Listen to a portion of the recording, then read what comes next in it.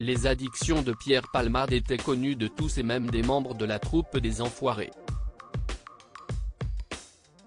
Pour rappel, le 10 février dernier, l'humoriste de 54 ans s'est retrouvé impliqué dans un grave accident de la route, survenu en Seine-et-Marne, qui a fait 3 blessés graves. Depuis, les amis du comédien se sont fait plutôt discrets, évitant de réagir publiquement à cette sombre affaire. Il faut dire que certains membres de son entourage, à l'image de Michel Larocque, ont souffert de ses excès. Pierre Palmade en avait conscience. Dans son autobiographie dite À mon père que je suis célèbre, parue aux éditions HarperCollins en 2019, il admettait avoir fait du mal à son acolyte de l'époque. Elle souffre parfois de me voir fatigué, euphémisme. Ceci dit, elle s'amuse aussi lorsque je lui raconte ce que j'ai fait pendant la nuit, racontait Pierre Palmade. Si Michel Larocque s'est souvent sentie impuissante face aux excès de l'humoriste, elle est tout de même restée présente pour son camarade. Et elle n'est pas la seule. Dans les coulisses des Enfoirés, Jean-Jacques Goldman a lui aussi été témoin des addictions du comédien. Pour autant, il a décidé de ne pas juger celui qui a rejoint la troupe en 1993. Jean-Jacques m'a toujours pardonné, notamment lorsque j'arrivais dans un sale état pour le concert des Enfoirés. Il m'a pris sous son aile, s'était souvenu Pierre Palmade dans son livre paru en 2019.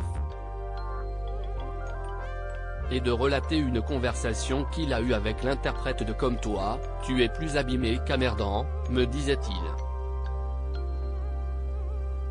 Aux yeux de l'humoriste, le père de Michael Goldman a d'ailleurs fait partie de ses substituts paternels très importants.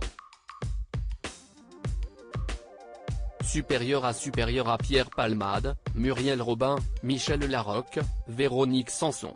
Les femmes de sa vie. Et quand Pierre Palmade se confiait sur son addiction à la drogue devant un juge, Pierre Palmade, qui est actuellement placé sous contrôle judiciaire, n'en est pas à son premier écart. Emporté par la frénésie du succès au moment de faire ses premiers pas en tant que comédien, il s'est perdu dans la nuit parisienne et ses dérives. Résultat, en 1992, la police a mis la main sur un sachet de cocaïne caché dans sa table de chevet, comme l'a rapporté le Nouveau Détective le 22 février dernier. Convoqué devant le juge, le complice de Muriel Robin a détaillé ses habitudes destructrices. 5 grammes de poudre blanche par semaine, soit 7 ou 8 rails par jour. Suite à cette audience, le procureur a requis 4 mois de prison avec sursis. Des mots qui ont profondément bouleversé le comédien. Je m'effondre. Mon avocat se lève. J'entends sa plaidoirie dans un état second. Il plaide la jeunesse, la fragilité. Je ne sais plus. Il se passe 8 jours entre le procès et le verdict.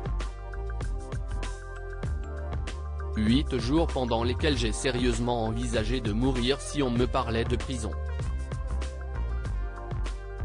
Même avec sursis, a écrit Pierre Palmade dans son autobiographie dite À mon père que je suis célèbre.